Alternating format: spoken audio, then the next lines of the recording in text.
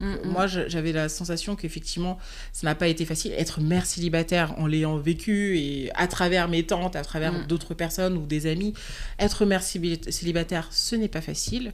Et je pense qu'il y a on prend pas de décision parfaite en éducation, dans l'éducation des enfants. Donc effectivement, c'est toujours bien d'avoir au moins 2 personnes. Bon, c'est vrai, dans la chance qu'on a, c'est qu'ils ont au moins 7 personnes. Ils ont tout un village. Vous êtes pas que 2, quoi.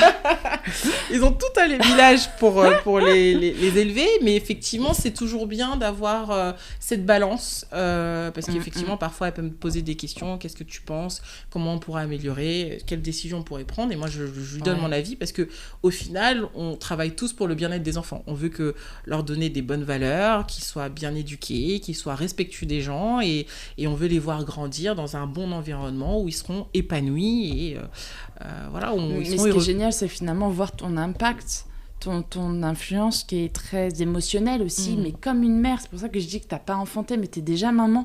Dans dire, bon, bah voilà, je veux qu'il soit bien élevé, je veux le meilleur pour lui, etc. Alors que, officieusement... Officiellement, pardon. Officiellement. C'est pas tes enfants, quoi. Ce ne sont pas mes enfants. Et je trouve que, en fait, t'as ce rôle-là. La charge, elle est là. Oui. Ah oui, clairement. Ce que je veux dire, c'est vrai, comme tu dis, c'est la charge émotionnelle, elle est là. Ouais. La charge... les rhumes, les biberons, les nuits. Et pourtant, elle veut pas être maman. Mais je ne veux pas être maman, mais parce qu'en fait, c'est mon histoire. J'ai été maman quasiment la moitié de ma vie. Un peu plus de la moitié de ma vie. Donc... c'est mon quotidien, en fait. Non, mais c'est vrai, c'est que c'est pas comme si je découvrais le job, en fait. C'est vraiment quelque chose... Je suis bien dans cet environnement-là. C'est pas quelque chose que je voudrais vivre ou que je voudrais faire, moi, personnellement, mais je sais que j'en ai la capacité. Ça veut dire que je pourrais être la meilleure des mamans. Il n'y a aucun problème. Je sais gérer. Il n'y a aucun problème. Il y a un co-souci. Merci, ma chérie. Mais effectivement, je me dis aussi, voilà, je veux m'impliquer dans la vie de ces enfants parce que je me dis, je veux leur donner le meilleur de moi, tout simplement. Je travaille aujourd'hui je travaille pas juste pour moi, je travaille aussi en me disant, voilà, je vais leur payer des vacances, je vais leur payer des trucs, voilà, la rentrée qui commence, donc il faut faire les cartables, il faut faire les fournitures et tout ça. Donc effectivement, voilà, je donne une partie de moi en sachant que ce sera forcément bénéfique pour eux, quoi. Je me dis, ils sont nés avec de l'amour de leur mère, mais ils peuvent aussi ressortir de l'amour d'autres personnes. Ouais. Alors, on reprend, problème technique, manque de ça arrive. C'est leur live. On débute dans le métier. Et donc, ouais, alors tu étais en train de dire, alors ton implication auprès de l'éducation des enfants, même cette notion d'aller jusqu'à la maîtresse, Après, c'est un choix. Attention, ça veut dire que je ne me suis pas imposée parce qu'effectivement, c'est la mère qui prend les décisions. Des cartables, de faire d'acheter les fournitures et tout ça. Bon, en fait, ça peut aller très loin, mon implication auprès de ses enfants, mais effectivement, c'est parce que aussi la maman m'a laissé ma place. Je pense que c'est quelque chose qu'il faut aussi noter. Ça veut dire qu'il y a des mamans qui vont pas forcément accepter que les tantes soient trop présentes dans la vie de leurs enfants, ou en tout cas de la manière dont moi je le fais. Effectivement, c'est pas facile dans le sens où voilà, la maman a la sensation parfois aussi que on remet un peu en question ses décisions, donc ça doit être un peu tendu des fois, je pense que la fight.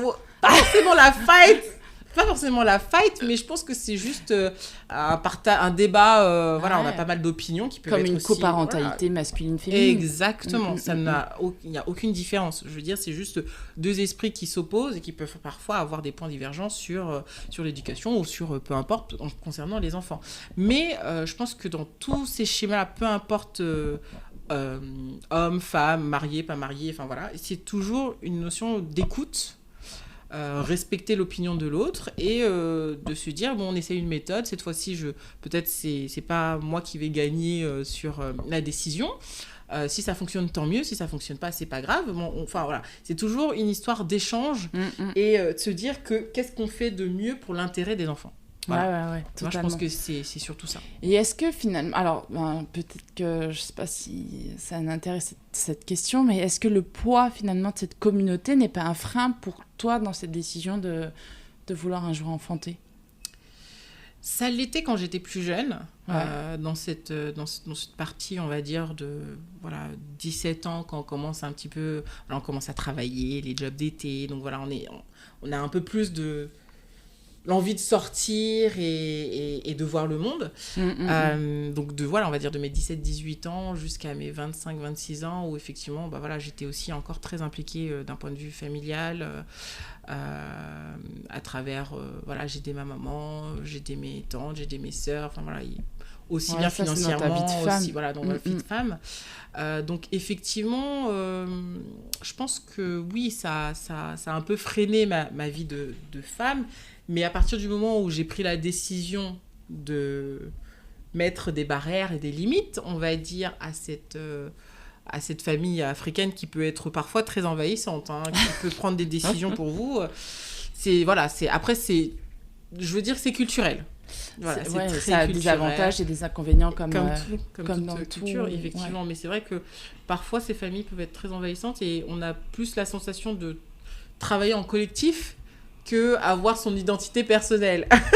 Ce qui est parfois, il y a cette dualité en moi qui est aussi un peu marquée, et justement parce que j'ai la sensation d'avoir que travaillé en collectif, maintenant j'ai envie d'avoir mon identité personnelle et de vivre ma vie pour moi et poser mes décisions pour moi. Donc c'est vrai que ça m'est arrivé un peu très tard, parce qu'il y avait aussi cette... c'est un peu, d'un point de vue psychologique, cette culpabilité de se dire on abandonne un peu le foyer. Le foyer, et puis même la synergie collective.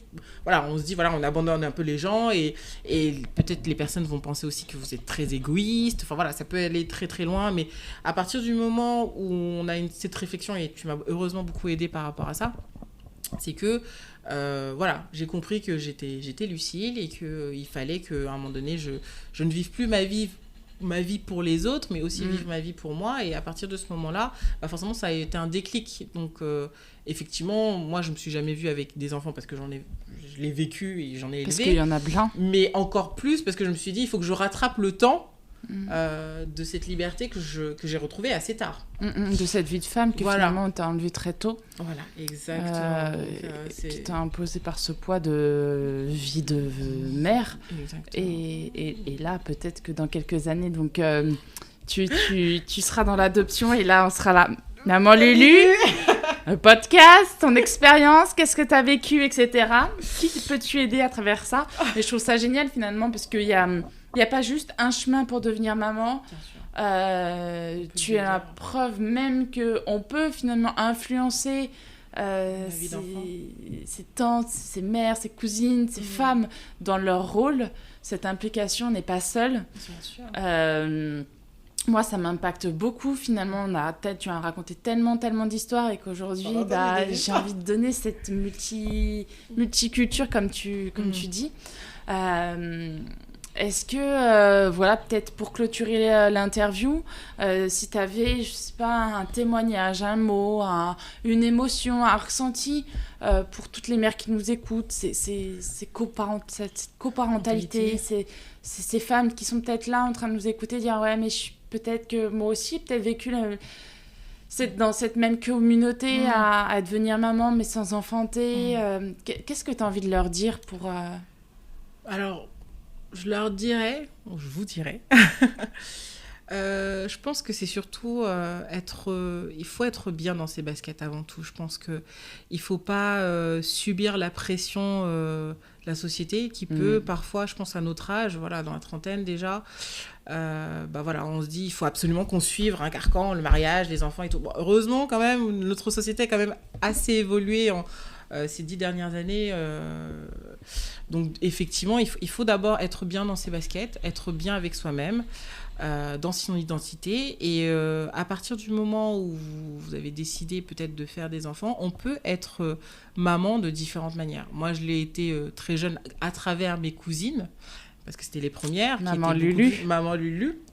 Et puis, donc à travers mes cousines, mes neveux.